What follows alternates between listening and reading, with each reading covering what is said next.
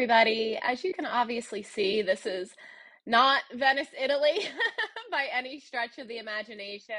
I'm actually sitting on my apartment floor and hopefully I get a much better setup soon.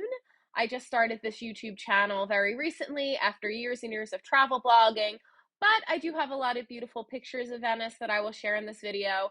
And I hope that this video helps you plan a trip to Venice all by yourself.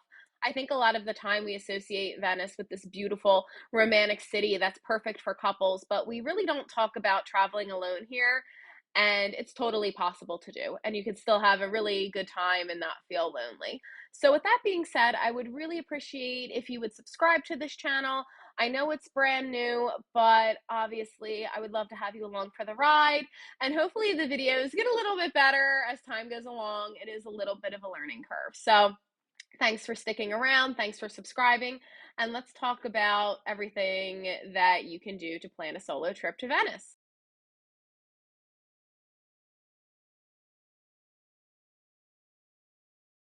So, first and foremost, I want to talk a bit about cicchetti, which are really delicious Italian tapas. Stop at basically any little wine bar that you want and have these delicious little treats. You can even turn it into your own personal pub crawl because there's no cars in Venice at all, so you don't have to worry about driving or anything like that. And what makes these wine bars with these little like Italian tapas so appealing as a solo traveler is you don't have to ask for a table for one and you avoid that awkwardness entirely. I will say though, be careful of the seagulls. This actually happened to me where I took my meal outside and a seagull immediately knocked it into the canal. It was really tragic. So don't worry about dining alone at all in Venice. It's totally fine. There's lots of casual places like this, but just look out for the seagulls because they are aggressive. Another important thing to consider as a solo traveler is booking ahead. I know that you're only one person, but believe me, you don't want to wait in incredibly long lines. It will really put a cramp in your trip, and it's quite awful to stand in the heat. Completely get it. Booking ahead sometimes is a bit not fun because I know as solo travelers, we like being spontaneous and sometimes deciding the day of what it is that we're going to see and do. But really, if you save yourself hours waiting in line, it does go a long way. I know on my own solo trip, one of my first stops was St. Mark's, and the line was just wrapped around the square to get in, except because I already had tickets for a certain time. I could skip all that and go right in. And I saved myself probably well over an hour. So it is well worth it booking that ticket in advance because trust me, even if you're just one person, you're not going to be able to just rocket up to some of these huge sites and go inside. So save yourself the trouble and book tickets in advance. Something else you could also do is go on a guided tour of some of these sites. They do skip the line. And if you want to meet other travelers and learn a bit of history, it could be a good option. What I personally do is go on Viator and read through the reviews and pick a tour if I'm interested in one. So, yeah, that could be another great option as well. Speaking of being outside for hours at a time, safety is very important with solo travel to Venice, but really your biggest threat is going to be the sun. It gets really hot and humid here. Travel in the winter and the fall, the heat and humidity in Venice is a little less of an issue. Of course, you may have to deal with flooding, which is an entirely different issue.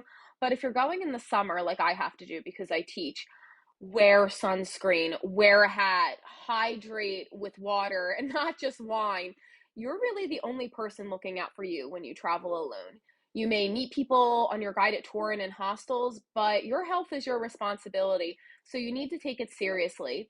If you feel yourself getting dehydrated or run down, stop, take a break, go in a museum, or go back to your accommodation for the afternoon.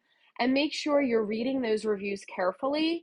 What I do for my summer travels in countries like Italy is I look at the reviews and filter them so they're just for the summertime and see if it mentions the air conditioning or having a comfortable stay because the heat's no joke in Italy and neither is the humidity in Venice. It really does wear you down. So that's just something to be aware of, especially if you're responsible solely for yourself.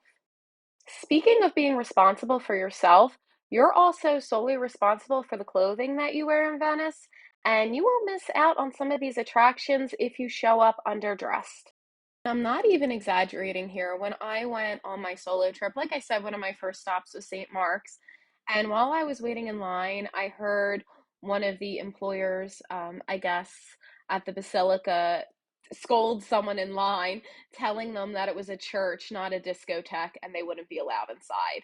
So if you're planning on going into any churches in Venice, which you should, make sure that your shoulders are covered. If you're wearing a dress, make sure it covers your knees nicely. If you're wearing shorts, make sure that they go down to your knees as well. I know it kind of stinks because it's so hot outside if you go in the summer, but in the winter, this should be less of an issue. But again, you're responsible for you, so make sure that you're following the rules.